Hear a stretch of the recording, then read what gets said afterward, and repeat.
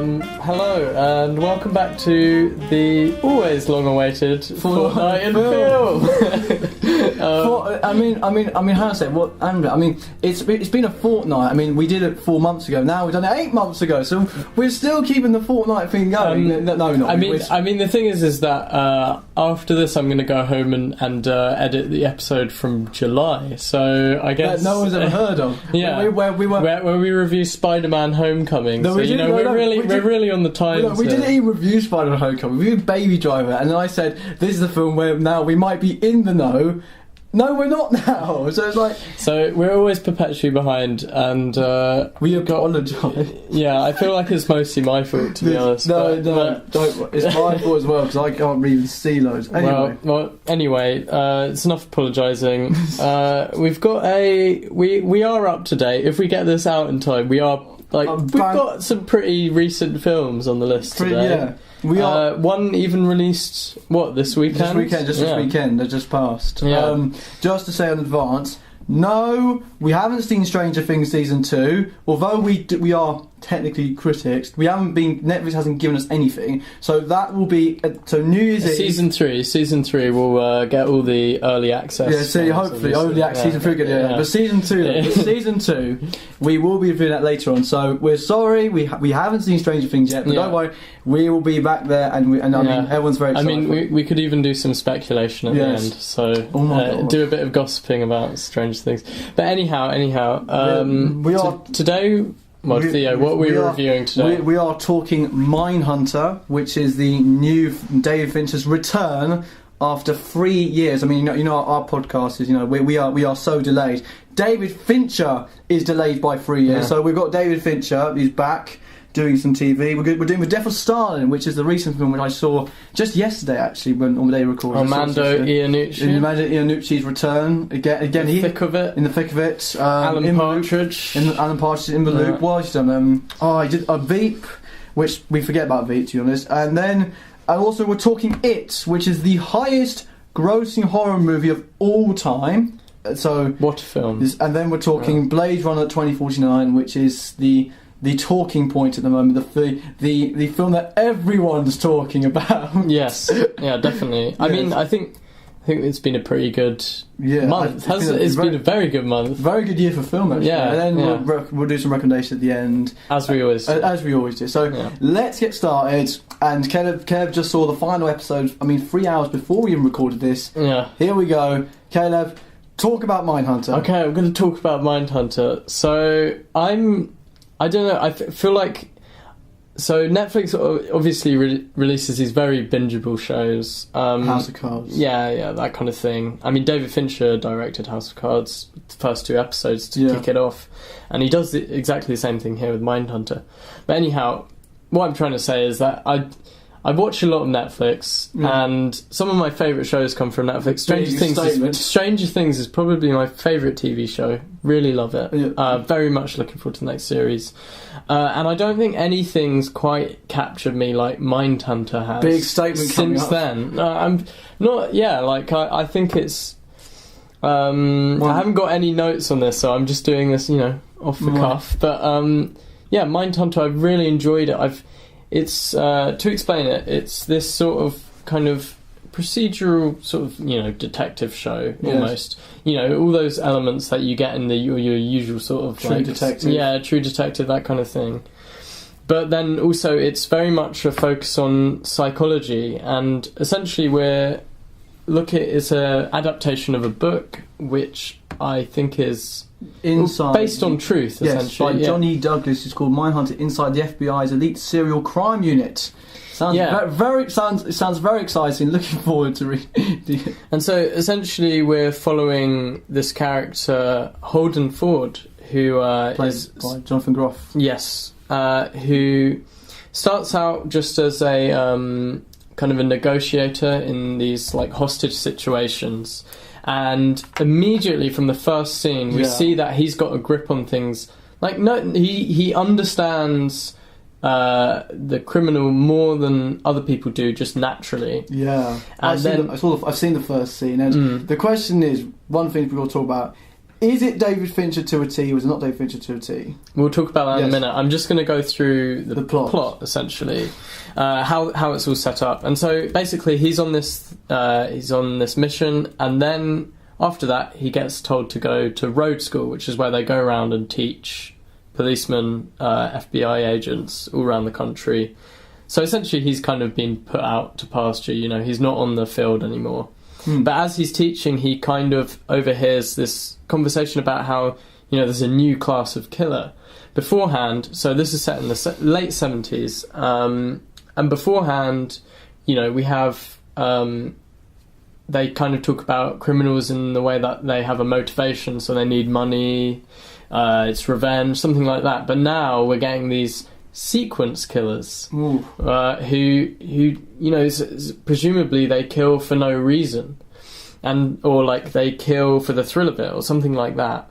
And basically Holden Ford decides he wants to understand this better, and so he's going round road school with another FBI agent who's sort of this gruff voiced, sort of by the book Bill Tench, who's got a heart of gold as well, played by Holt McCallany. Yeah, that's so I it. have. Yeah, you've got more. I'm just on my phone. You're on your laptop. Yeah. But anyhow, so they're going round, and basically, as they're going round, Holden Ford, kind of against the rules, decides to go and interview real life serial killer. Obviously not in the TV show, Edmund Kemper, and that's where this all gets started, because he interviews this serial killer, and he wants to try and get inside his head and understand why they did it. And so essentially the TV show from then on is sort of following along this, and then in between we get new characters, new plot points, you know, like, and it's quite slow moving as well. It's a very methodical show, but it's incredibly captivating.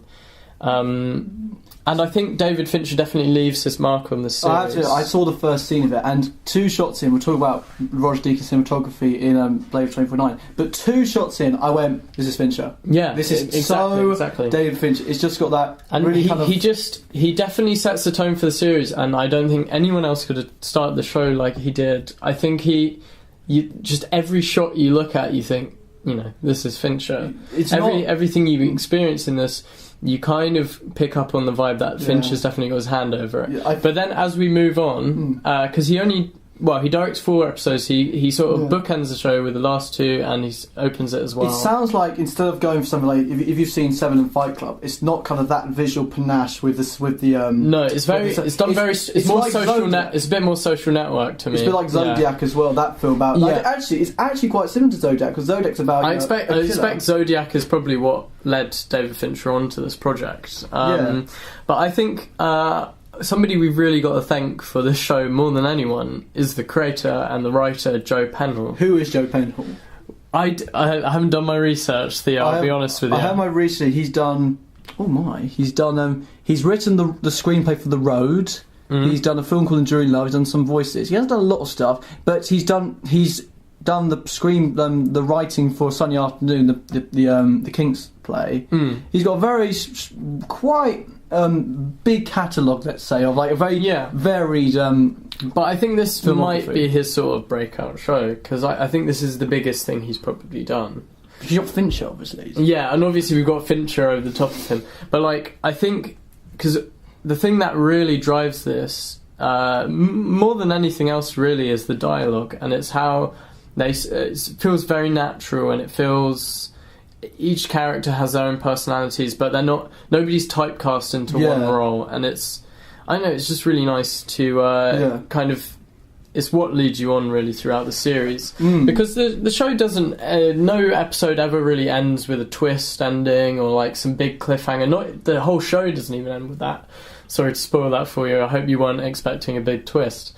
But it goes, big twist, season 2. But it's a bit like, it's a bit like Stranger Things, where the end's like, it's complete, but it's got like, there's nothing there to allow for a sequel show. I disagree with that. I feel, you've seen the final episode as well. I've seen all of it, and I feel as if, I think the whole time they're building up to something, and I'm gonna put a spoiler alert here.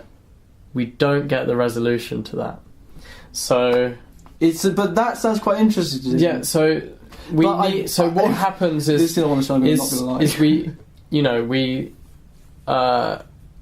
but it doesn't really matter because a lot of the show is just exploring the minds of the serial killers, and then also how everyone deals with it. So all the people working in the investigative team going around interviewing these people, how they deal with it. And then you see the interesting thing about this, and I was reading an article before I came here actually, was somebody was saying, well, before I watched this show, I was thinking, is it how we think? How serial killers think? Is it how we think? And more I realised it was how men think. And so it's very interesting because it's quite an interesting kind of view on sort of like, I guess, kind of... men's psyche. Yeah, men's psyche and like misogyny, like kind of categorising, like, it's like all these serial killers are like basically outputting like extreme forms of like misogynistic behaviour, and essentially, but all those thoughts they have are thoughts that aren't unlike the thoughts that Bill Tench and Holden Ford have as well. And so you kind of begin to, I don't know, you understand.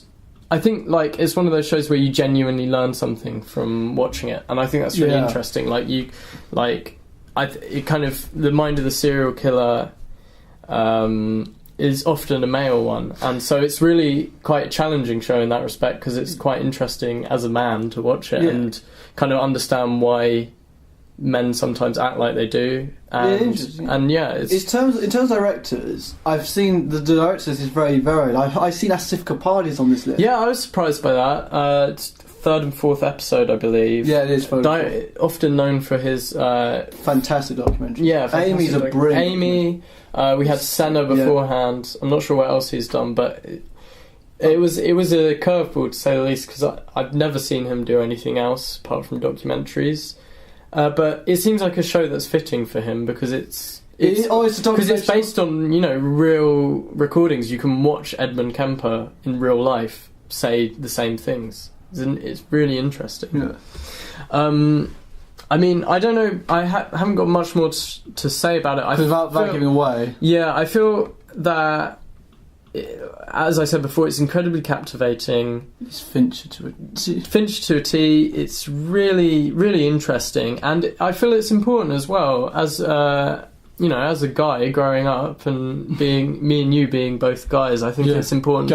I think it's important for guys to watch it and kind of categorised behaviour that might be unchecked. It's quite interesting. They might, so like you might even watch it and think, oh, I've thought that sometimes, or I've thought something like that, and like you can kind of begin to see the parallels.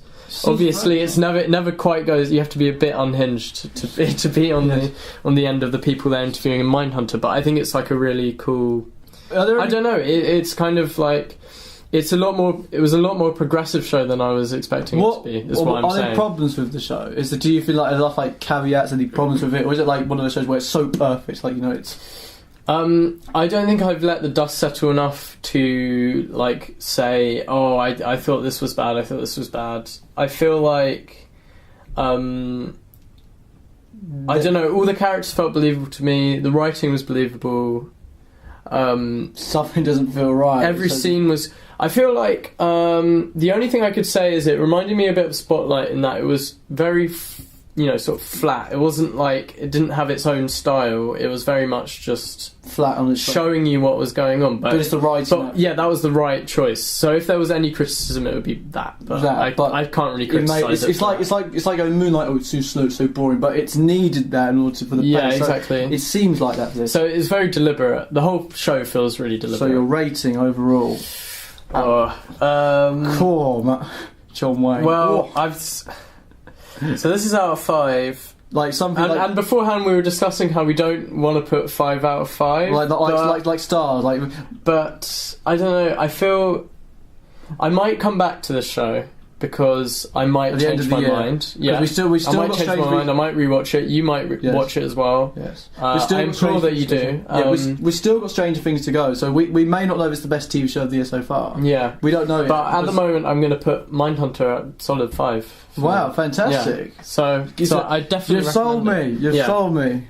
Alright, so after Mindhunter, we're moving on to the Armando Iannuci new directed film. Came out this weekend, Death of Stalin. The Death of Stalin. Now, what's really interesting about The Death of Stalin is that I'm going to try very hard not to give away enough. I think it's one of those things that if you understand the history behind it, I think you know how it ends. But I don't want to I try hard to give away some of the jokes because there are some good jokes in there, and there's a lot to talk about in this film because there are some certain scenes. But it may be done. The Death of Stalin. It's based on the death of Joseph Stalin, say 1953, but it's based on that period when Stalin died and the funeral. So it's basically run as 2 sections, and it's about kind of the conspiracies, the scheming, the plotting, the conspiring against other people in the cabinet or in the committee, as they say in the film, and in the cast we've got Jeffrey Tambor, who plays as Georgi Malenkov, who's kind of like this person he doesn't really know what he's doing, but he's the second person in command, so he has to kind of be in charge. We've got Steve Buscemi, Nikita Khrushchev, who's kind of like the politician, somebody who just really wants to get the job done, somebody who just wants the right thing. We've got Simon Russell Beale, who plays as Lavrenti Beria, who's a spy master, and somebody who's kind of a schemer, and somebody pretty much who carried out the horrific atrocities in Russia with the massacres of the lower class. Yeah, and also we've got Paul Whitehouse, who's done Armando Iannuci. And so pretty much it's kind of enough to tell you about the plot, but all the way through it's based on this power battle between Nikita Khrushchev and Beria, the politician, the spy master. Yeah. And all the way through, it's kind of people questioning who, loyalties are being conflicted, certain things are going on, but also at the same time, they're all trying to stay alive in Russian world, trying to stop stuff happening, trying to make sure, oh God, am I going to be sent to a gulag in a way?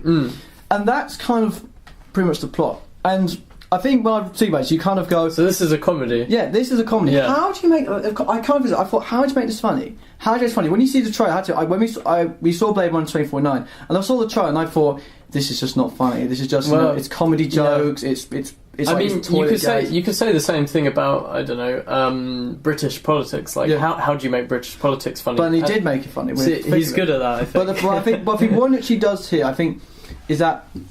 Yeah, so is it funny? And I went into this. I saw it with my mum. I saw it with my brother Henry, and we all went to the Ritzy in Brixton. And the cinema wasn't that packed, but it was a good version. I think there were some young people, I think some old people as well. Yeah. So it was a nice mixture. And I kind of thought, right, come on, we're going to sit down. And I thought, how is he going to do this? How is he going to pull this off? Am I going to be looking forward to this? So I really went in, really thinking, am I going to really like this? And I came out, and I have to admit, an hour and a half later, I came out with a beaming smile on my face, and I really enjoyed it. I thought it was absolutely fantastic. One of the funniest films of the year, and I'm generally saying about this. If you know Armando Iannuci, you kind of know what you're going to get here. You're going to get fast dialogue. You're going to get that. You're going to get his... I think the camera is not... It's not kind of it's handhold and it's shaking all the time like it's the thick of it, like a documentary. Except the camera's much more on the tracking pad. But every now and then the camera will spin very fast to see who's talking. What kind of film is it? Is it in a mockumentary style like his? It's not. Or is it more in a normal film, like a normal historical film drama? But I think what really works in this film, it's the writing. The writing is so funny in this film. There are just. I mean, there are so many great one-liners. He's lying in a pub. He's like, as you see, this man's lying in a pub on dignity. He's feeling very unwell. Clearly, some wonderful lines. I mean, like there's some brilliant lines. Oh, he's taking my brain out. He's taking my brain out. What do you mean? You don't have a brain yet? And it's like, and what's really interesting is that it's the kerfuffles, it's the confusion, it's people panicking that makes it so exciting. It starts off with this true story, this scene where basically there's a concert going on, and suddenly, they're recording it. It's live on live radio, and Joe Stein phones up the person, Paddy Considine's character, who only turns up in one scene. And Paddy Considine says to him, right, I want a recording for tonight's concert. It's actually fantastic. I want a recording. Please get it to me, and my friends my team will come up and they'll come and get it for you. And he said, are you recording this? And he goes, no. It's like, panic, people running around, and he's trying to get people back in. Yeah. He's getting people off the streets, and it's just a really funny scene. Because it's about the panic, but the panic in the way is like, you know, he's trying to stay alive in this world. He's trying to be like, you know, like and one thing it makes it so funny because it's like it gets. It's that panic, it's that joke is around, and it's like certain consequence. For example, they have to get a conductor, and the conductor comes on, and he performs it in his pyjamas, and he starts conducting it, and at the end of it, he gets it on the disc, and it's this. And I think what's really interesting that in very classic Iannuci fashion, you have two people panicking, but one person doesn't know what on earth's going on. So, for example, someone was going, "We've got to get a CD, we've got to get a CD out," and he goes, "What are you on about? I don't know what you're on about." And it's like he doesn't understand the consequences, the real consequences, because.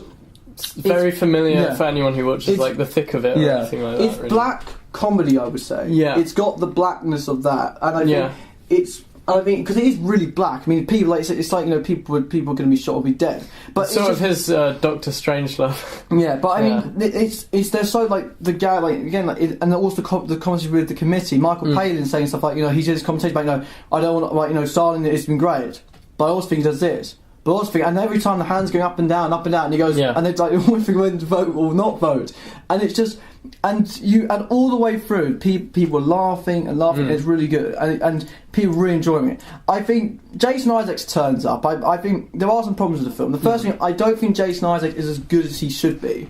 I think he turns up about halfway through, and although he's got some very funny lines in it, I feel his character he's kind of a bit off. Who's he playing against? He plays this as the leader of the Soviet army, Georgy Zhukov, and what he does is that he comes on, and everybody speaks in a normal accent in this film as well. So it's supposed to be Russian, speak normal accent, so you can't see the blackness of. And he speaks in this Yorkshire kind of, you know, like Yorkshire Dale accent, and he says, and there's one joke in the film that's in the trailer.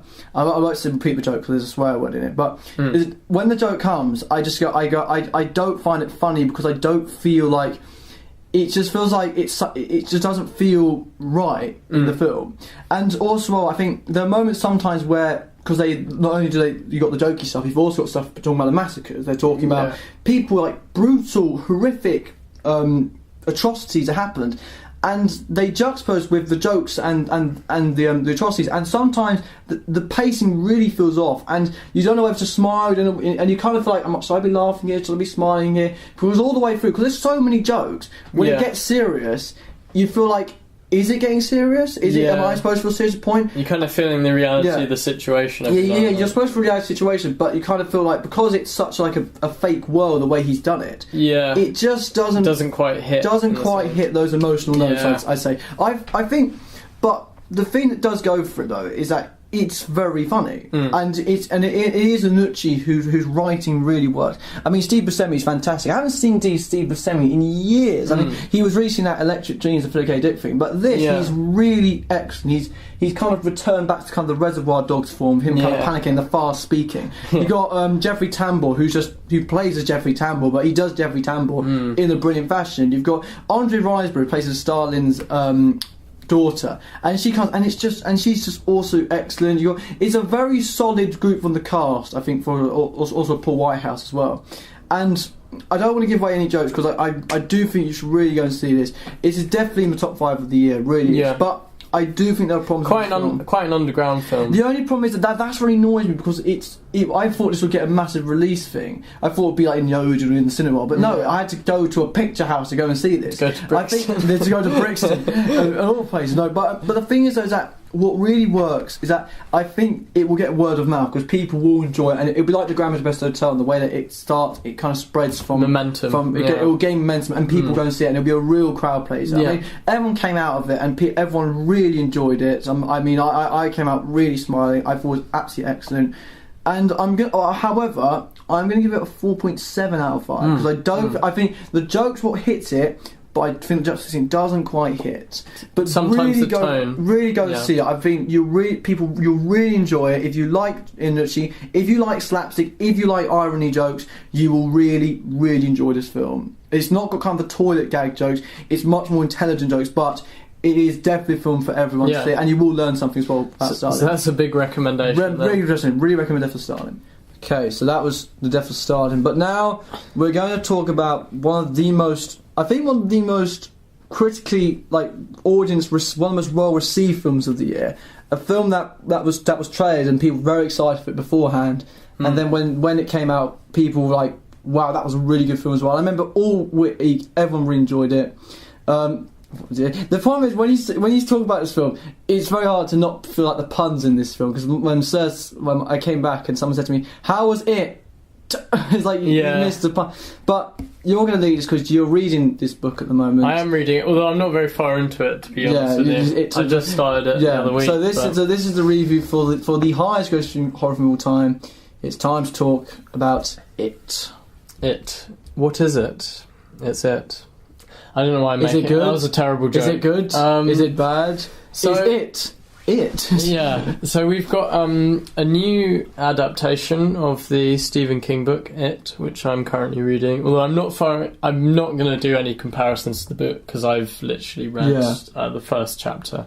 Have you seen the TV show? I've read literally the opening scene. Have you seen the TV show?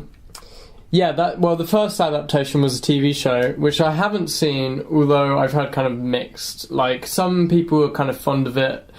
People really love... Who's it? Tim Curry. Tim Curry's Pennywise. Yeah. On the other hand, apparently the ending isn't so good. It kind of misinterprets the book as far as I'm aware. Or it doesn't quite do it justice. But what we've got here is a new film...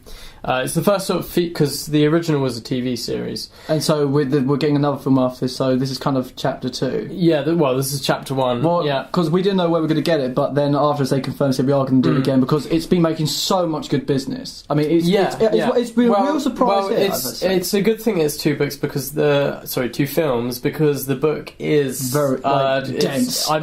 We've got the recorder on top of the book currently to elevate it from the table, and it's pretty big. It's bigger than a Scrabble box or something. It's bigger than Lord of the Rings. I think it's longer. It's about 1,000 pages. So there's a lot to adapt there, and a lot they miss out on the film, but it's not necessarily a bad thing. But let's to recap the plot. I'll recap the plot quickly. Yeah, it made people know it's about these 4 kids. It's about a group of kids called the Losers, or the Losers Club they call themselves. And one night suddenly these people they're suddenly haunted by this entity being called It, and it takes the form of many different people, of a painting, of the screen painting. It takes the form of spiders, takes the form of many other things that they're all scared of. But mostly it takes the form of Pennywise, the dancing clown, because the main... Quite an iconic character. A very iconic character, and played by Bill Skarsgård in this film. Yeah. And we're introduced in the opening scene when that fateful opening, when Georgie takes the boat out and he goes to the sewers and he sees Pennywise on the floor. Yeah. And that's when the horrors begin. I mean, I have to say, when I went into this thinking... I kind of went in thinking I'm not going to be scared by this. I was scared, but it is a big but. I was scared, but it could have been a lot more scary. However, I really enjoyed it, and I think it's one of those films that if you come out not enjoying it, you really have to be really hard not to enjoy this film, because it is a fantastically enjoyable. I'd agree with that. I feel like the scares are sort of subjective for me, because I think I found it to be a very sort of intense film. Yes, I personally thought it was a very scary film, but that's just me. Because you might have seen. But I think I think the scares. Obviously, there were some problems with it, but we'll go into that. Yes, but let's start talking about. I think in terms of the performances in this film, they're very good. And I mean, we've got Jaden Lieberman, who plays as Billy, and I think he's very good. We've also got Bill Skarsgård, who plays as Pennywise, which I think he did a very good job. He was very scary in the film. I think he was helped out a bit with the CGI, because there is a bit of CG with his character. But I think he does bring, I don't think it's the CG that makes him scary. In the scenes we see him transforming, what makes him scary in that first drainpipe scene, what I thought... We can spoil this film, because it's been out a while. I'm sure most people have seen it. It's the highest grossing horror film, so must have got quite a few people into the cinema. But in that first scene where Georgie's talking to Pennywise, It's really the way he takes control of Georgie, the way he draws him in, and we do see that sort of nice side of Pennywise, the sort of off nice side. Yeah. But I think it's the way and the way he sort of even the camera sort of slowly drawing into him in this scene. It's really nice, and that's what makes Bill Skarsgård's Pennywise really scary. It's just the way he manipulates people. The only thing I didn't like about his opening is it does have a very gentle with the strings going. And then we do need to talk about the soundtrack. And then when the thing goes, and then what I thought was very interesting actually, it wasn't actually when he bit him. It's the aftermath when the camera tracks back and you see him crawling with one hand. My mouth went.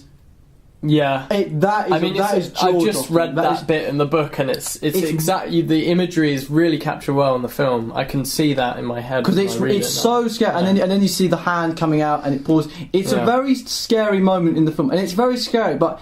It's the way how I think it's done that so well, and I kind of thought, because I thought this would be a 15. I thought, God, this is really. I thought it was being up into an 18 area because it's really gruesome in the way how that. Happens. When this film was first written, who was the writer? Cary Fukunaga. Yeah, Cary Fukunaga, who's directed loads of stuff. Directed loads of films, but he's quite well known for doing pretty sort of horrific kind of stuff in his films, and stuff that's kind of, I don't know. When he's written them, he's done like I don't know where I'm going with this, but essentially he's on True Detective. The reason, because they brought on 2 script doctors for this in the making of the film. So he's kind of worrying. Got 2 scripts. Yeah, because originally this film had a lot worse stuff in it. Like, this was the 18 rating. They had to really tone. And obviously they toned that a lot down. I mean, a lot of stuff happens in the book that's kind of omitted because it's just so it's much. Still nasty. That opening is very nasty. And obviously it's got that dark edge, which I feel like the TV show might not have had. The thing I really loved as well, I think continued as well from the opening, is the opening shot when it's the way how kind of the title font appears and it's in white and it's so 80s looking, but it's the way how I remember listening to a review by Mark Kermode, and he said the way how the music kind of, it's got this John Williams feel, that kind of that it's got kind of that real piano vibe, and I kind of thought this is something out of E.T. It felt very out of E.T. and I think Benjamin Vortovich has done a very good job. There are moments where he seems to be writing the Blade Runner soundtrack at the same time, because there are moments where something just goes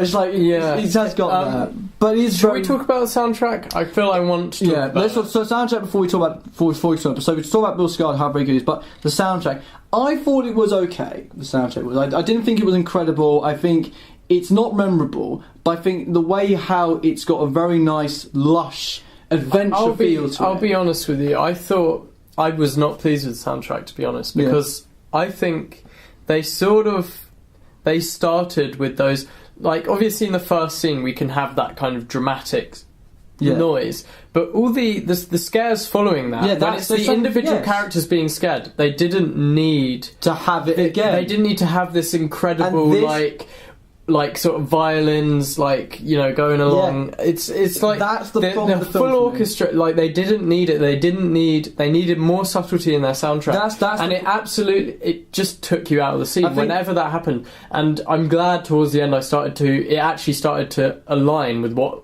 we were seeing. Like, the soundtrack kind of clicked into place. Yeah. But in that first half of the film, it's completely out of place, and it takes you out of it just a bit. I agree, because I think the problem in this film, this is why I said it's scary, not more scarier, because there's, let's take an example of film, Get Out. Do you remember the scene in Get Out when the man runs forward and the strings go and you roughly go, oh my god, it's very scary, and then suddenly he runs to the right and the strings go it's still like this. That's scary, but it's so subtly done that it makes it scary. The problem with this film is that every single time Mandy Muschietti used it, and he's done Mama, so he has done a very gentle horror film beforehand, and Mama's not a very good film, but this is definitely a step up for him. Yeah, this. It's a good film. The thing with Muschietti is that you don't to be a horror film, you need to have subtlety of a horror film. You need to feel scared, and the problem is that because all the time the soundtrack goes quiet, and all of a sudden it goes quiet, the soundtrack goes off, and then boom, boom. It's just that it's kind of you start going to the point. I started having to cover my ears. It makes it feel like a generic film when it really actually isn't. Because I have to admit, I covered my ears not because I was scared of the film, because I knew what the scene was going to happen. But I was scared because I didn't want my ears to be absolutely destroyed by the loud horn noise that he's made. And it's really lazy. It's just incredibly lazy soundtrack. I personally think it was just a bad soundtrack, however, to be honest. But I say this again, it gets away with it because of the kids. It's the performance of the kids, because you believe... Because the key even with me with a horror film, if you believe in the characters, you're going to believe the scares. And he does so well. And no kid does any better. For me, the main person who steals this film by the scruff of the neck, Finn Wolfhard. Oh, of course. Finn Wolfhard. Of course. I'm sorry to say it. I know he's in Stranger Things. I know. Well, first. Well, we know why they. Yeah. We know why they hired him because he's in Stranger Things. But the fact is, every time he turns up, his one-liners, his jokes, it keeps things ticking, and it's the way kind of his arrogance of the film. It makes him so funny as a character, and it makes him so enjoyable to watch. And yes, he is channeling the Mike in Stranger Things, but that works, and he works. And I thought every time he comes on... Actually, I was quite happy to see that Finn Wolfhard wasn't really Mike as like his character was different to me. Like it felt like a different performance, which is a really promising thing for the actor, because this is sort of his second big role. Yeah, and it's like fundamentally quite different. He does a lot of swearing in this film, a lot more rather than normal. But yeah, and I've also, you could say something like, I think Sophia Lillis, who plays Beverly Marsh, she's also great in this film, because she's kind of like I think she's kind of everyone can relate to, because she's kind of that person that everyone thinks, oh, you're a slut, you're a nasty person. However, she's somebody who's then suddenly there's some, and I think the thing is, there is a lot of Stephen King here, because the scenes of the this is the sort of quintessential Stephen King. The relationship of the characters of the film, the way how like he's sexually abused by her father, stuff like this. It's really King in the way that it's so messed up, but it's about the family and how messed up family is. You take something like The Shining, the relationship between him and his father is very clearly something out of The Shining. And there is a lot of King in the writing. I think I'm very pleased the fact they kept a lot of King's vision and his writing. It definitely feels true to.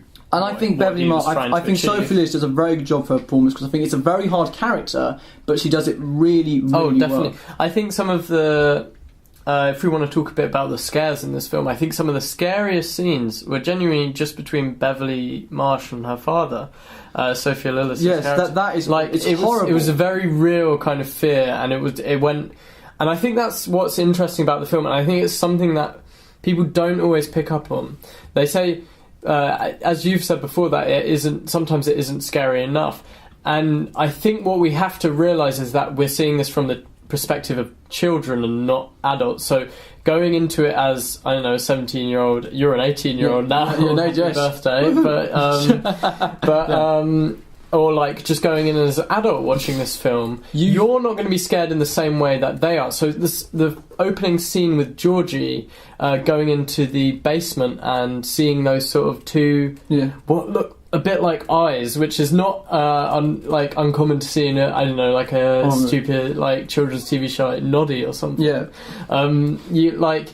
It's not inherently scary to us, but what's good about the film is that you do get dragged into their fears, and then that's what makes it scary. That's because you care about the characters. I think there are problems. So I think it's important to realise when you're reviewing this film is that there's a contrast between the real fear and the fear of the children, and the fear of the children becoming real. So the scariest scenes are the ones with Beverly and her father, and also the scenes with Mike, but the scene with George as well. Because I think those are the scares for me that really make the film scary, because it feels real, but it's very Stephen King. Because I remember, again, throwing back to Mark Cohen's review again, he really enjoyed the film, but so I can disagree with it. But the things that he also it is about Stephen King, like past generation. He said one of the powerful scenes in the film, and I do agree with him actually. I forgot about the scene.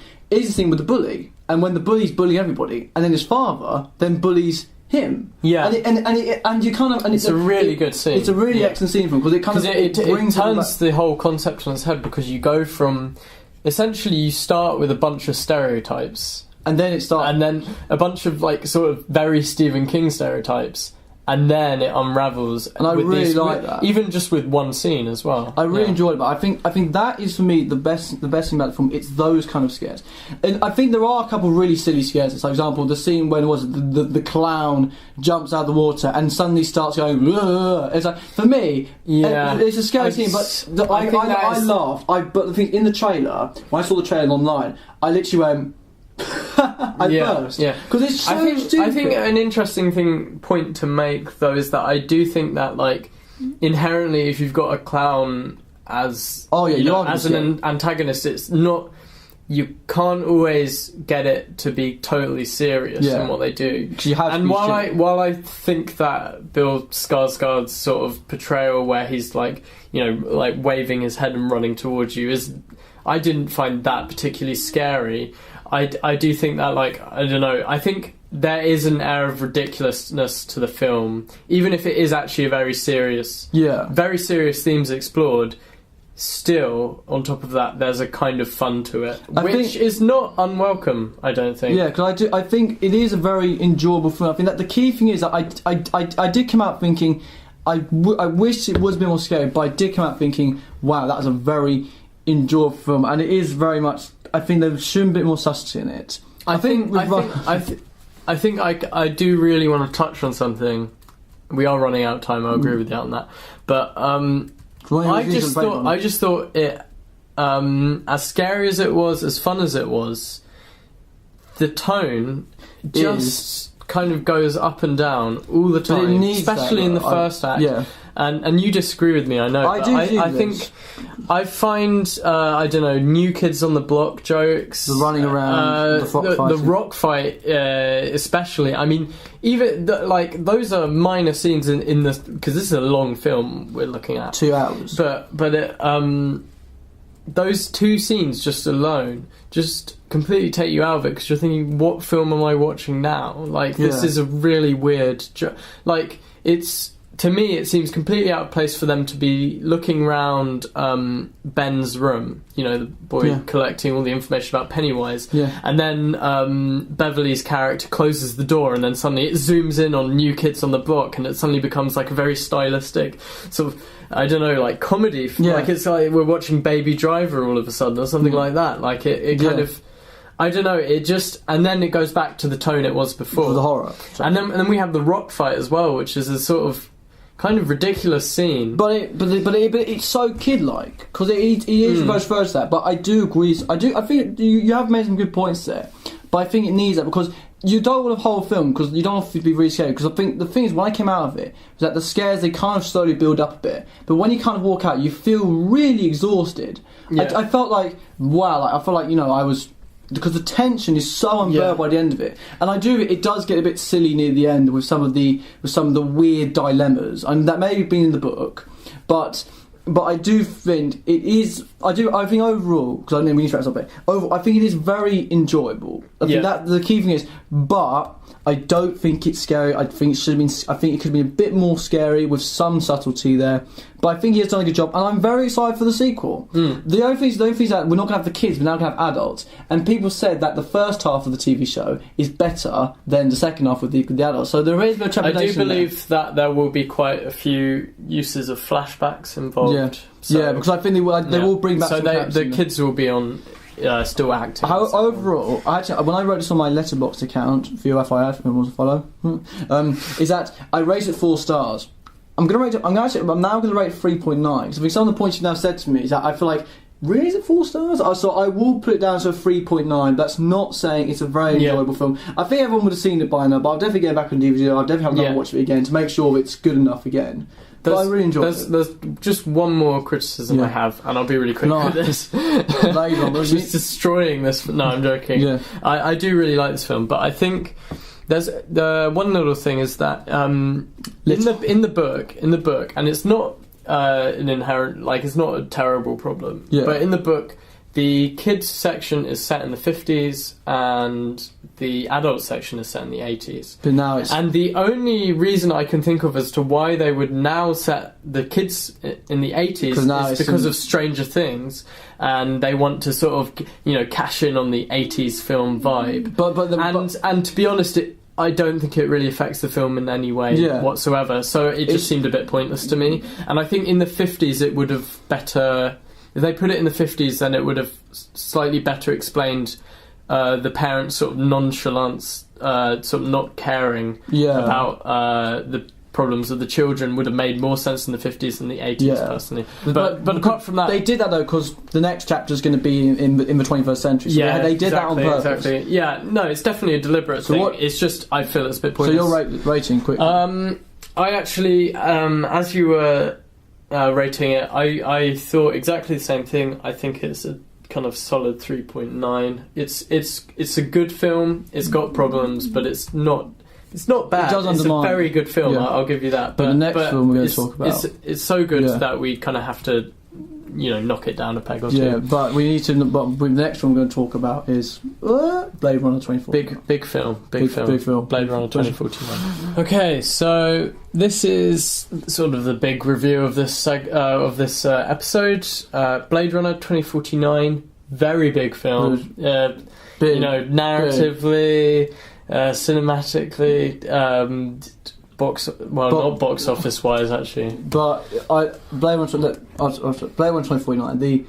Many people know the sequel to Blade Runner. Now, at this moment, the date is Tuesday, the 24th of October 2017.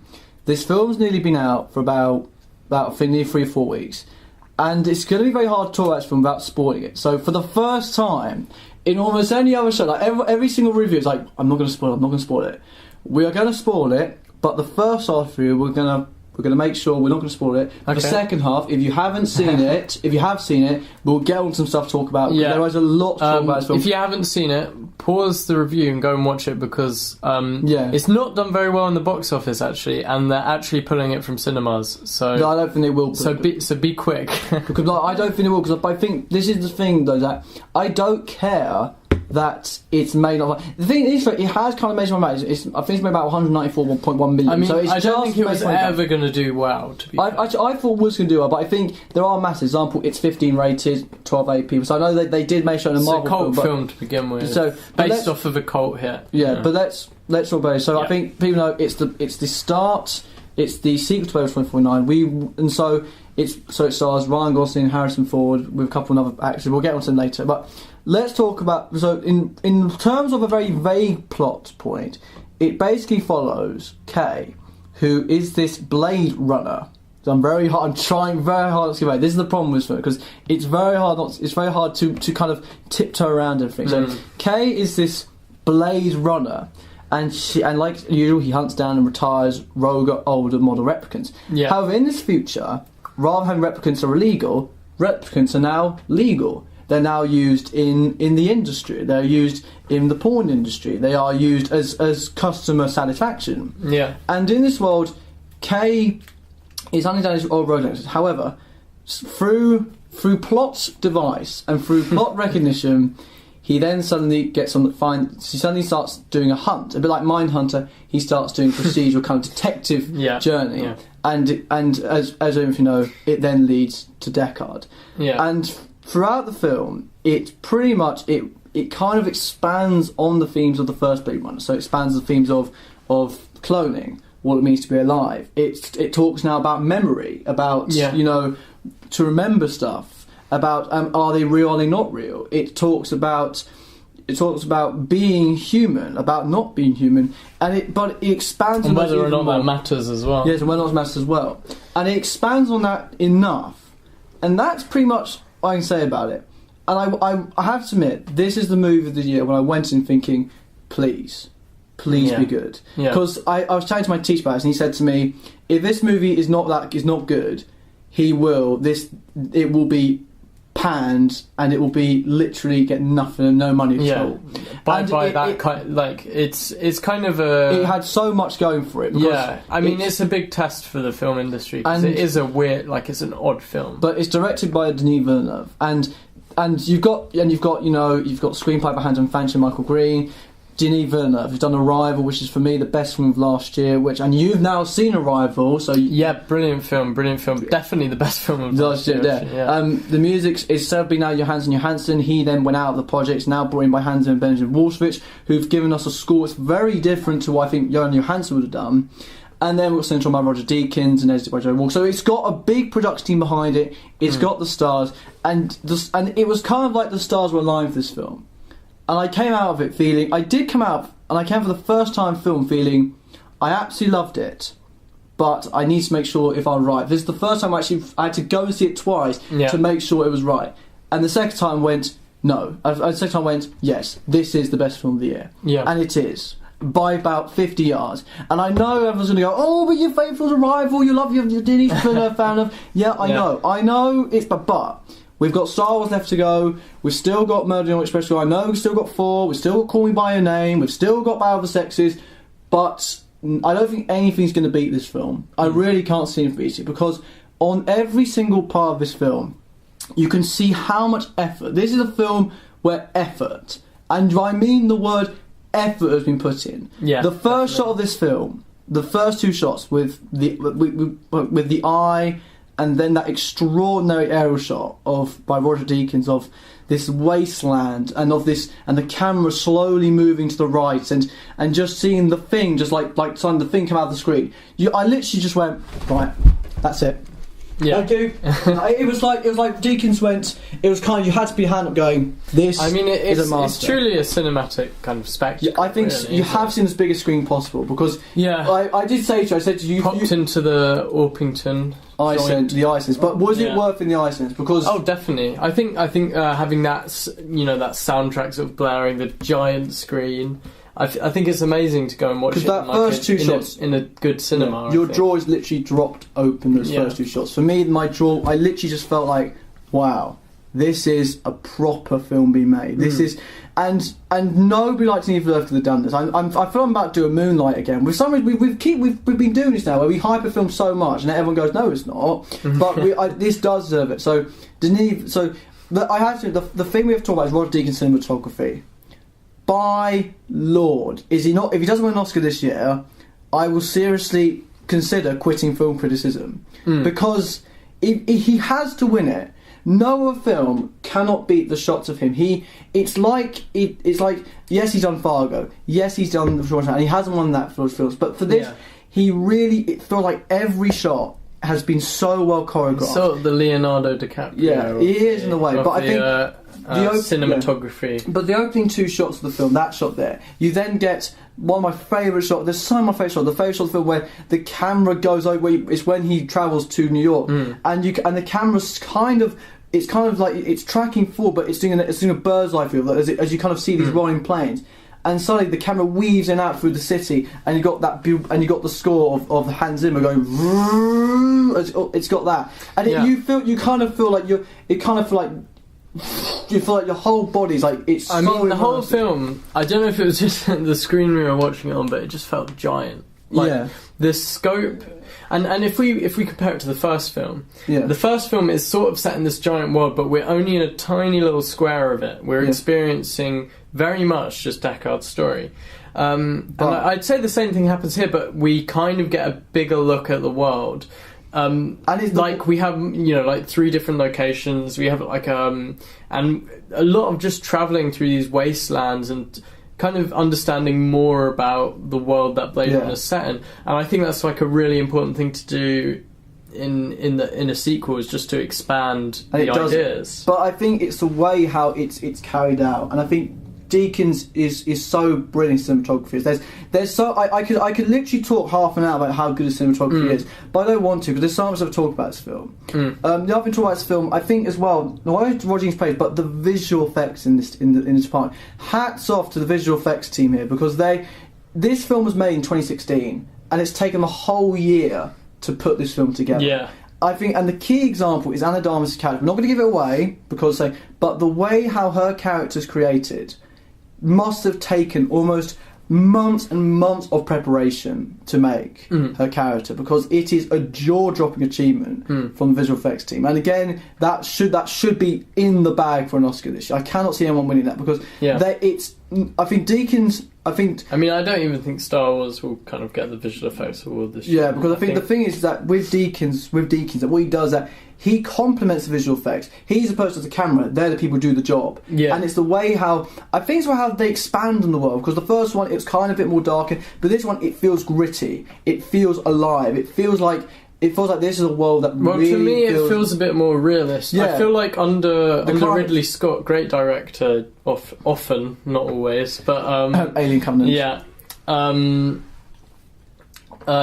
the original, he kind of goes for, like, he's obviously going for a serious style, but then he has this sort of noir style as well, which gives it a bit of unbelievability to it, which isn't a bad thing. Yeah. But I think it's really nice that they go from a different angle and they sort of say, well, this is the real world, this is the grit. Yeah. But it's not like gritty, like, what is it, like something like I don't know, Seven, or like Mindhunter. Yeah, it's not gritty. Gritty. It's gritty enough. It's like what I mean is it's realist. Like it's not trying to be dramatic about anything. I also which is nice. I think and then we talk about. But I'll talk about the plot later. And also, I think another talk about is the music.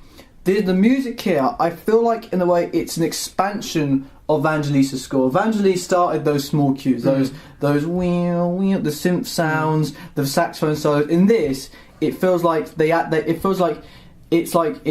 80 synth cues, but now with loud kettle drums, which is clearly Hans Zimmer. I'll be honest with you. When I was sort of reading about this film before it came out, when I heard that Hans Zimmer signed onto the project, I was thinking, is this... I'm a bit bored of him now, really. Like, I think he's a great composer. I think he does...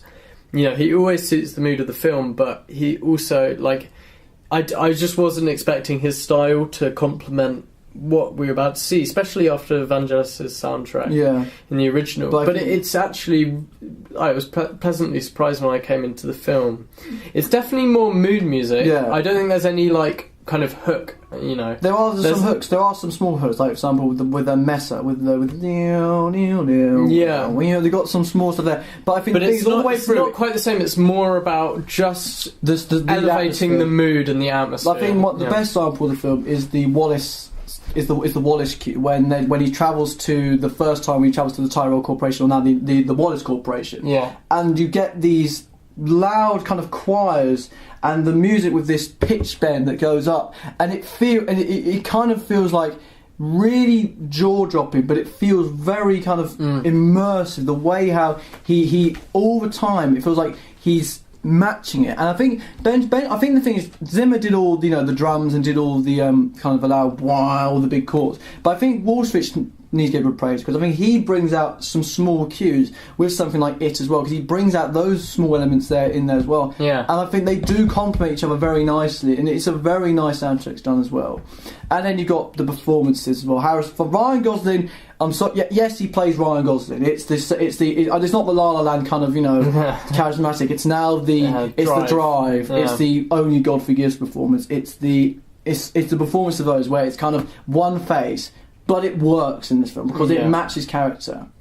Now it's time to talk about the plot spoilers in this film. And so, if you haven't seen this film, turn off the thing, move on. Go to cinema. Go to cinema. Yeah, go and see it in cinema. Don't wait until it's on DVD. So, in 3, 2, 1, let's talk about the plot. Okay. I think many people, now you've seen this film, you might have loved it, but I also said to people, you also hate this film a lot.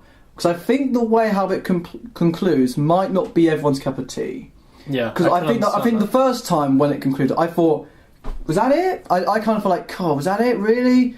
Oh, yeah. It does feel very unsatisfying because there's a lot of things still to be tied up in it. Stuff like Neander Wallace's character, which has completely disappeared. I think that is also a weak link in the film.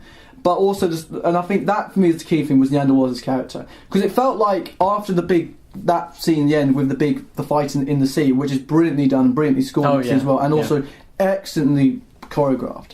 The way how suddenly it feels like it's going to go up another level. But then it kind of doesn't.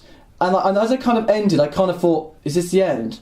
No. And I think you do feel disappointed. I felt slightly one, but then the second time I saw it, I kind of felt, no, this is the right ending. This is the way it should end. And I kind of thought about it. I've really thought about how the way it ended. I thought, no, it ends that way because it's that's the story. It's not the Andor story. It's not about beating that. It's about the story of the search of the child. To me, I think the narrative, what they set up is this sort of giant plot. I mean, we get sort of plot points like when they're talking about sort of the uprising, which never gets really explored beyond, like it feels like it's hinted at.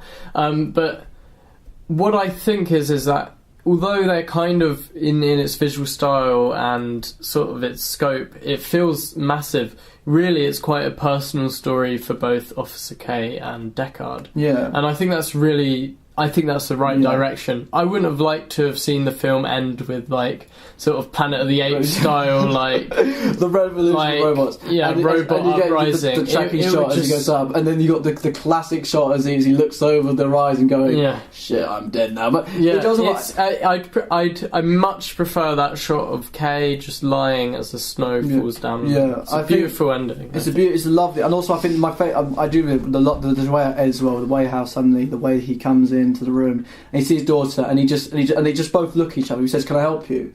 And they look, and he goes back to him, and you think something's going to happen. He's going to say hi, and he bows to his hand, and it cuts away, and that's it. Yeah. And I love that because it's kind of like he's met his thing, and I think the way how Harrison Ford works, I know many people are pushing for an actor, but I don't think. I mean, the first time I saw it, I thought Harrison Ford, he didn't do a lot in this film, and he is true because he only turns out bad in the third act in this film.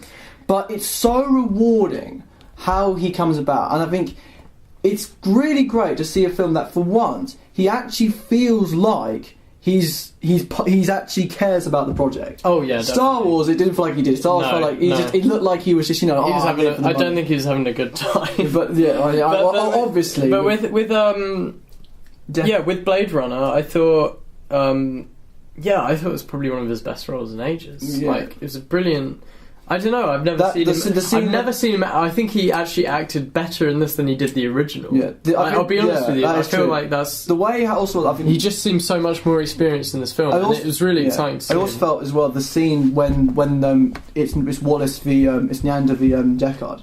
The first time I saw it, I thought it's not really powerful scene. The second time I thought, wow, this is a very. I read a bit more about it, and people say it's a very powerful scene. You really need to look at it again. I looked again. I thought, okay, this is a very powerful scene because it is in the way.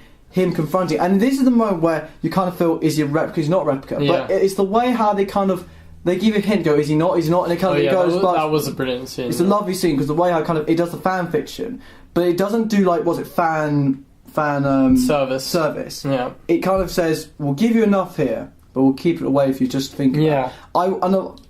When I walked away from it, I thought, this is the movie where I felt like, do not make a sequel to this. Because it will undermine. Oh, they don't need to. They don't need. I've heard people saying what they've done here is created a film that asks a lot of questions, and it doesn't need to answer them. It answers some from the original. It essentially just gives you food for thought. So once you leave the cinema, I remember me and my brothers, we spent a couple of hours talking about, I don't know, just advancing technology and things like machine learning and all that sort of. And Anna Darm's character, which is that scene at the end where he realises, God, my daughter is this. Well, no, my girlfriend is just a product for everyone else.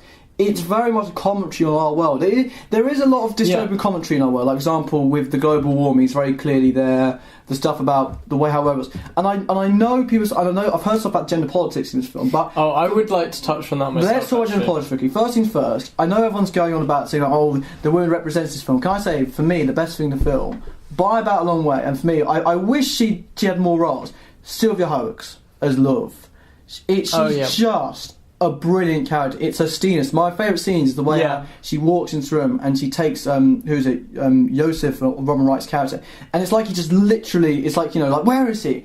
And it's kind of like, it's a really nasty villain, but it's such a really powerful villain. It's not like a sexualised villain where it's like, I'm a bad. It's like, it's like, I'm a machine. I'm going to absolutely kill you. And she's really well done. I mean, I wish she gets nominated for something, but I know she won't because I know how the Oscars think about sci-fi and everything. But she, for me, is the best in the film. Anna Darm's character, in terms of what's about that, yes, people going, it may be representing women in this film, but for me personally, I think Pan Fancher was supposed to be representing what would happen if we kept on the way we are with the porn industry, with the increase of everything, and the way how we represent women.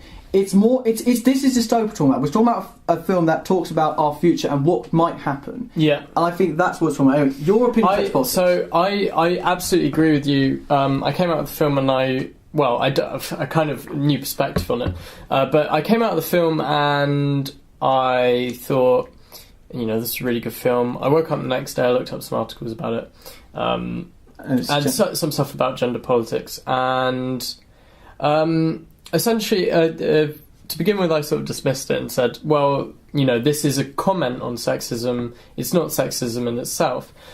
So those, like a lot of the hyper-sexualized imagery in it is definitely not intended to be sexist or misogynistic. Yeah. But the main problem for me, and while the female characters are all very strong in this film, we've got Lieutenant Joshi, who's a really good character. I thought she was great in it. Joy's really good as well, because she kind of subverts what we originally think about her, because she shows herself to be like a really caring person. But in the end, she's just a product for everyone. Yeah, exactly. And Love is really good as a villain as well. And none of their characterization is necessarily bad. What really kind of ruins the film for me, not catastrophically, but still enough to consider, is that I just found it really odd that Love. I mean, it makes sense for Joy's character, and Lieutenant Joshi, and also, forgive me, I can't remember her name, but the lady who was working at the brothel, Mariette. Mackenzie Davis. Yes. I kind of found it sort of unbelievable that nearly every female character in the film did seem to have a crush on Officer K at some point, which is like even Lieutenant Joshi and Love seem to be fighting over him, which I found to just kind of, it sort of derailed everything they were trying to argue against, because we've got all of this hypersexualized imagery, which yes is a comment, but then and we've got the kind of the problems with Joy's character, which is meant to be a comment as well, but then we have all these sort of characters who are sort of clamoring after Officer K. Obviously it's not the focus, so but it's it just kind of ruins that whole aspect of the film for me. I actually never thought Officer K fancy. I do admit, at some point I do agree with you there. I don't think Love really kind of fancied K, but I think the way how I think she represents, I think it's near the end of the film where I think there is a random way where they randomly just kiss, and then she just goes. It just seems like that. It's really out of place in the film. It doesn't need to be there. Like Lieutenant Joshi clearly didn't need to have a crush on Officer K. It didn't. So it didn't really add anything to the plot. Cool. And you're burning films today. Yeah, I mean, well, the thing is I think both with it and Blade Runner, I've had long enough to think about them. Yeah, same. I do agree. So, because with Blade Runner, like everything else to me is perfect about the film: the narrative, the cinematography, the soundtrack, the acting. But the characterization for the female characters just falls short, and it really derails the kind of dystopian view of sexism that they were definitely going for the right thing. They just ruin it slightly. I agree with Joy's character going the wrong way. Joy is a very strong character. I do agree with you about stuff. I'm not sure about Love. I'm not sure about Josh. I do. We didn't touch about this, but one of my really favourite scenes of the film, and they're so favourite things, is the scene. Like, we're talking about, was it the test? Which is, in the original, we've got the test about, he goes, you're in a place, you're in a park, and this. And how do you feel? And he says an answer. In this film, we've now got something to do. It's something to do with synchronisation and stuff.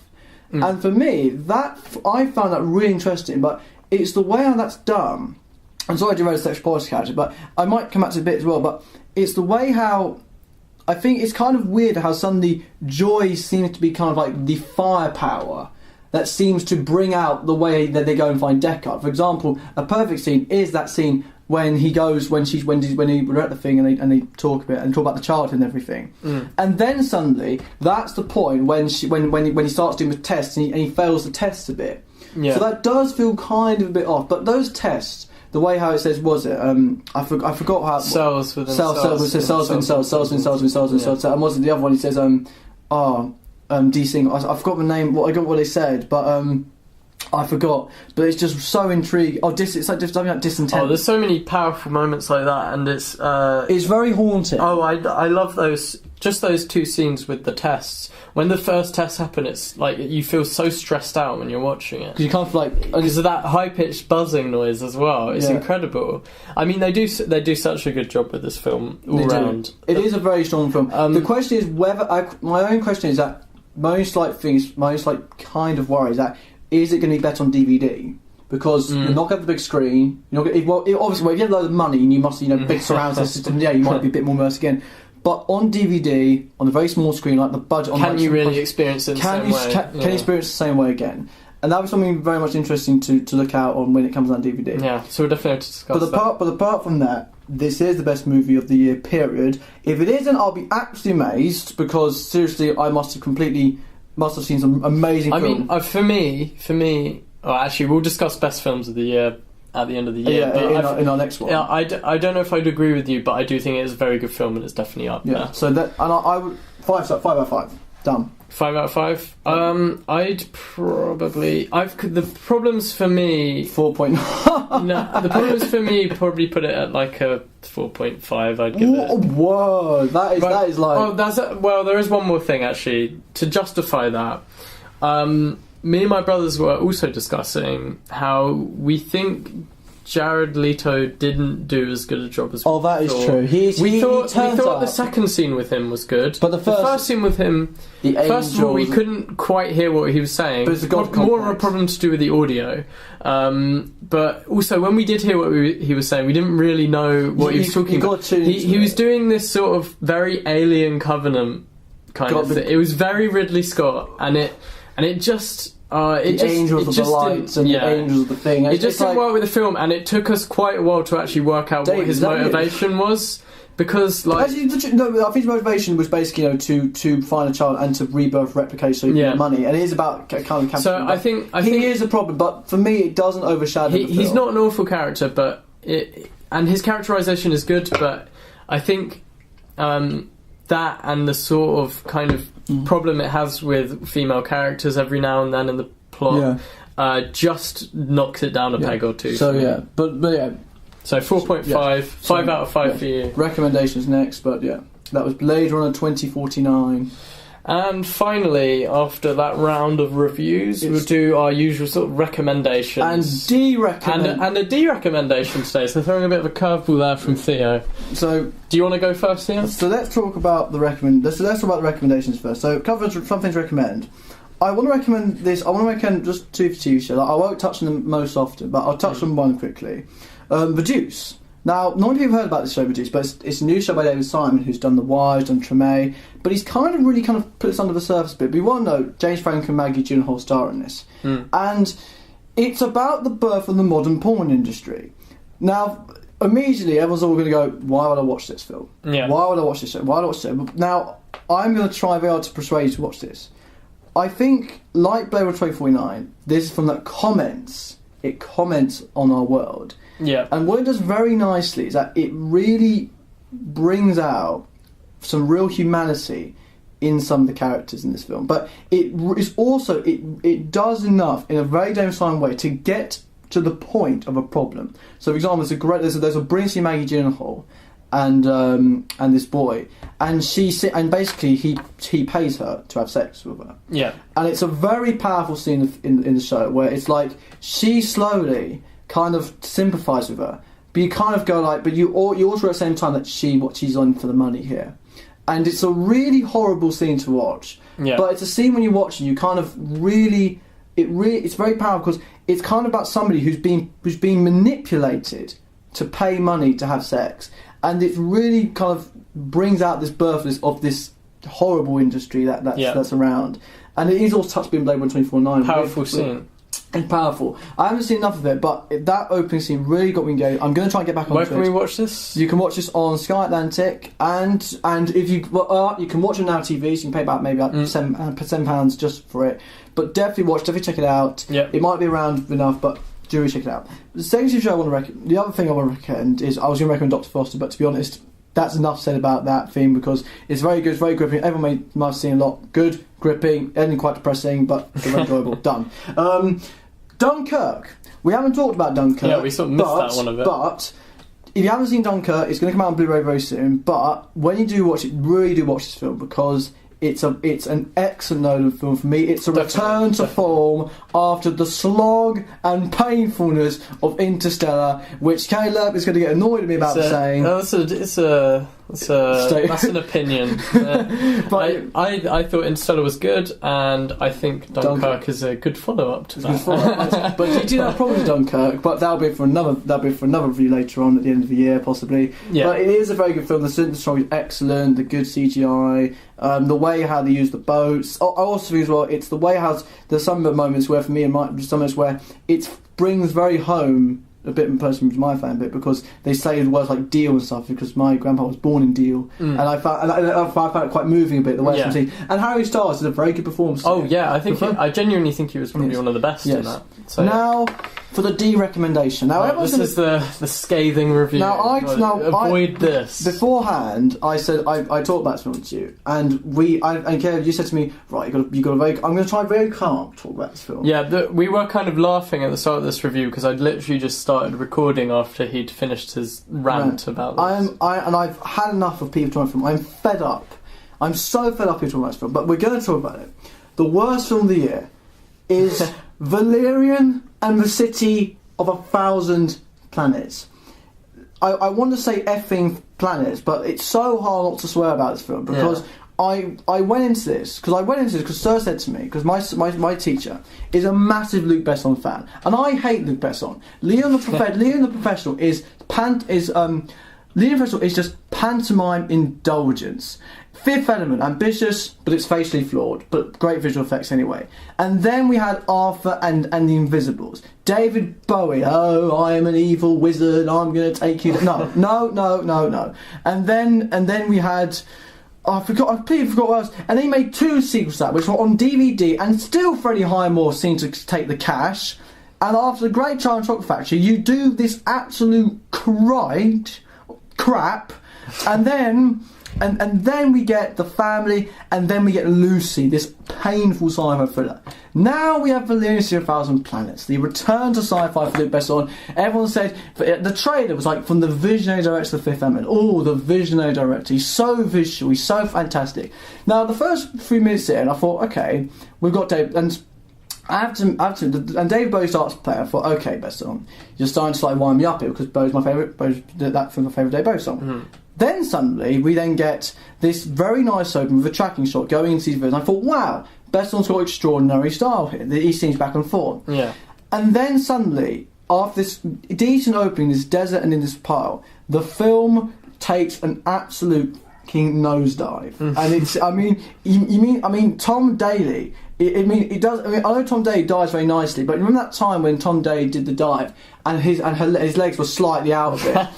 It's like that, but if he went on a belly flop, or was it like the Filipino diving team? It literally smacks flat on its face in the water, because you then realise, wow, this is a very empty shell of a movie. This movie is so empty. What happened in the comic books and the detail? It just felt, and I said this to Sir immediately after. I said to him, "It's going to be a lot of filler but no kill." And I thought, okay, that's fine. But I didn't realise how absolutely fucking terrible this movie was going to be. I gave 1.5 stars. I wish I gave it 1, but I didn't. I gave 1.5. I was very kind to it, and not only was I bored by this film, I also found it incredibly annoying. So to start off with, first thing first, Dane DeHaan and Cara Delevingne. I was quite surprised actually by how vacuous their performances were. Delevingne in Suicide Squad is so vapid in that movie. That was one of the worst movies here. But this, she takes it to a whole new height. It's literally just this straight-faced, I'm Delevingne, and I speak like this, and I sound really annoying. So not a great transition. And then Dane DeHaan seems to be trying to do the hands over with a husky accent. I made a joke on this I made a joke to you about it, and I'm not going to repeat it again because it would I'd pretty much be thrown out of this room. Yeah, it might be a bit inappropriate for the. But it's this accent where it's literally throughout the whole movie he speaks in this voice. And it's so like you're trying to do Han Solo, but you're not Han Solo. Yeah. And then, secondly, best on script writing. It's a masterclass in how not to write a screenplay. The banter is so cringeworthy, so PG-13. You even think so. How old are you? How generally old are you? Like, tell you like you're the last line film. You're the only one who's on my list. For God's sake! Yeah. And then was it like one place you put for a shoe? Like, what? Why do you do that for? In normal film, it's why do you do that for? In this film, it's don't worry, everyone makes mistakes. It's just like it's so cringeworthy, and for the first time, and then also the movie's running time seems like absolute eternity. I was bored out of my mind. Feels like there's no clear insight, and when it ends, you kind of realise, wow, I feel even dumber than beforehand. and Herbie Hancock's in this movie. Herbie Hancock is in this film. My brother Oscar's going to go and see him at the Barbican very soon, and he decided to go, no, I'm not going to do jazz, I'm going to be a general show. I'm going to turn up about 5 scenes around.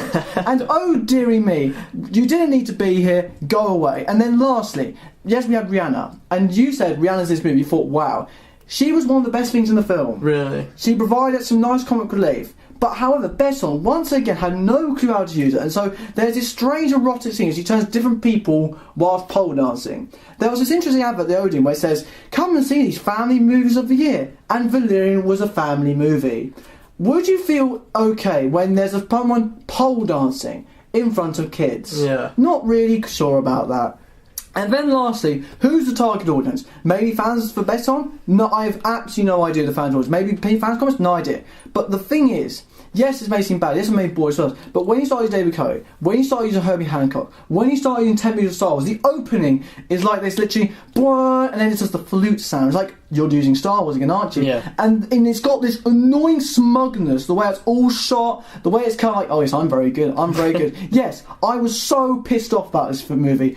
Avoid this movie. And before you start, yes, I have seen the Emoji Movie. And you know what? At least that had a bit of charm.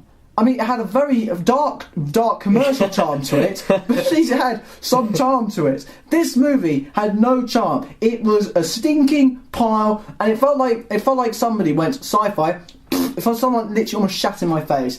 Get away from it. Get out of sight. Move away from it. And just go away. I've never heard Theo say that out a of film was 5. shat in his face before. It is. Okay, I paid £7.50 for this movie. £7. I need to calm down. Which would seem reasonable if you're going to see Blade Runner or something. But this, dear. Joel, I don't think it's made its money back. I have to make sure it's made its money back. I need to quickly check this up, because otherwise, if it's made its money back, then this would be decided as a box office success, and so we're getting more sequels to it. And it has made it. No, it hasn't. As yet, it's made about a quarter of its profit back. So do you know what? We might. And Joel, are they planning a sequel? Joel, despite the film's being disappointing, director Luke Besson claims sequel is still possible due to positive fan reaction. Who liked this movie? Who liked this film? Right, your recommendations. Gee. Right, so I've just got the one. So one recommendation should be a quick one. After that D-recommendation. It's even worse than The Mummy. It's even more boring than The Mummy. At least The Mummy had a plot. So I'm going with Me and Earl and the Dying Girl, which I don't know when it came out. Maybe last year. I saw it advertised. I thought it looked interesting. I didn't really go to the cinema or anything. And it's sort of a film kind of, off the back of the sort of John Green kind of films. We had Fault in Our Stars, and then we had, sort of films about kind of, I guess, physical illness and, like, relationships. And while that's a really cool subject to explore, it also kind of can be a bit cheesy at times, definitely from Fault in Our Stars. But Me and Earl and the Dying Girl, I think, really takes a fresh perspective on it, and it's really nice to bookend that whole trend of sort of me before you and that kind of thing. Me Before You, that was okay. It was decent. I've actually seen it now. It's decent. I do. Emilia Clarke is playing a bit of, like, bit hyper, but I think I think the problem is, I think the ending's a bit kind of, was it the dilemma's kind of bolted at the end, but it's still a decent, charming hour and a half. Yeah. But is this film better than that? This film is definitely better than those. I think what I'm trying to say is that it kind of, if you watch the trailer, you read about the plot, you hear the title, you think, oh, Fault in Our Stars. Yeah, so I did Fault in Our Stars. It's a boy meets a girl and she has cancer. Fault in Our Stars. But it really isn't that. It feels very different, and I'm not going to go into loads of detail about it. I just think it's really nice. It's kind of focused on a friendship, not a relationship. It's very it's sort of very self-aware about that. Many scenes it goes, now this is the moment where we would kiss, sort of in a narration, sort of tongue-in-cheek narration. But obviously and then he goes, well, it's not that kind of film, it's not that kind of story. So it's just it's very comedic. I watched it with my sister and I haven't laughed that, I don't know if it's as funny as Death of Stalin, but I haven't laughed that much in a long time watching a film. So even though it's got quite a very dark... Yeah, it's quite dark theme, but I don't know, all of the jokes in it really appealed to my sense of humour, at least, and it just made it into a really fun film.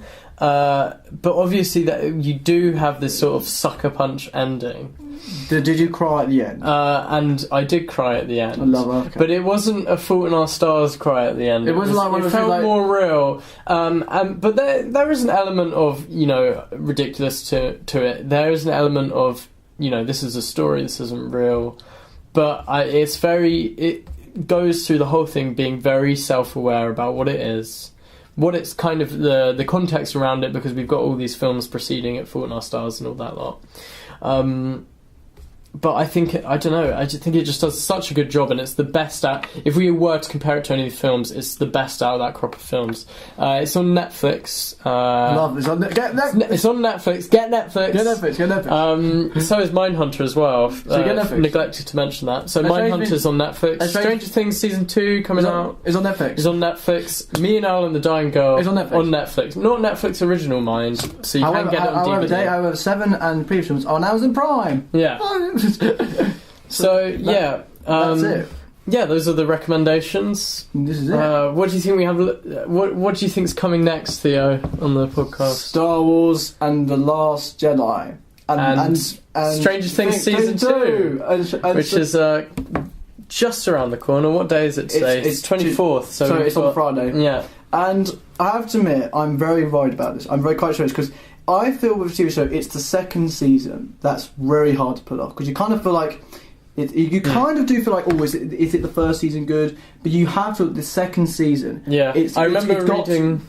I've heard saying it's going to be a movie sequel, so I think we might have the same plot line. I can kind of feel where the plot points are going. I can see that 11 seems to be doing sort of Rick, some Dale Cooper Twin Peaks kind of thing from this year. It feels like there's a lot of stuff in place.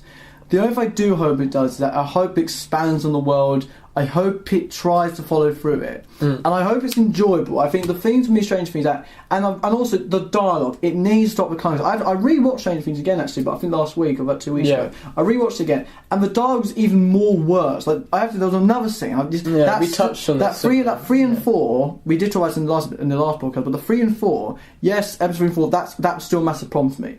But the opening episode 2, when Mike goes, "How are you? You doing all right?" And then and she looks and she goes, "You're in trouble, aren't you?" It's like, how did you know that? It's like, and all of a sudden it's like, you're in trouble. If bad men are coming, and it's like, and it just feels like it slots into place too perfectly. I really hate movies when it all slots in. Personally, I mean, we've discussed this I think multiple times, but I feel the dialogue, I kind of understand what you mean there when it all slotting in, that is a problem, but I think the dialogue for me never felt out of place in what it was replicating. Like, you watch these cheesy 80 films, they don't have the best dialogue. I think Stranger Things actually does a better job and fleshes out these characters because we have so much time with them. Yes, the dialogue is clunky, I agree, but I think it's also might be intentional. But I am very excited for Stranger Things season 2. I'm very excited. I think it's looking very good. I mean, the trailers do look good. I did wish they didn't spoil 11's return to the world in the trailer, because I thought, I wish we actually had 11. I wish they kept a bit more secret, so when that reveal comes. But actually, there was a clip where there's actually a clip online where we do actually see 11 return. I haven't watched that yet. Oh, I'm sorry, I feel spoiled. But there's a there's a clip. I do know about that. Yeah, but there's a clip that's gone online. I feel they have kind of stored that. Yeah. But in the next Fortnight film, we will review that. It will be the New Year's episode. It will be 3 years since we started this. Oh wow! 3? No, two. Two. Not 3. Bloody hell. God, but could it be because Star Wars? We started with Star Wars: Force Awakens. Oh, I suppose because that was at the tail end of. So for the thing is that hopefully it will be New Year's. That we'll touch on movies like Battle of the Sexes. We'll touch on movies like Murder on the Orient Express. Yeah. We'll touch on movies such as Justice League. A lot of stuff to talk about. Again. Will that be the final episodes of season 2? Do you think? Yeah, we should be the final season. But we've only done 4, so this will be that'll be 1, 2. This will be the 4th final episode of that year, and then we'll maybe do a season 3. You may start with season 3. I guess we have had quite long episodes this season. So. We should probably stop recording. Yeah, I'm having a conversation about Fortnite and film. All right, thank you for listening, guys. I hope you enjoy, guys and gals, see you at New Year for Star Wars. Yeah.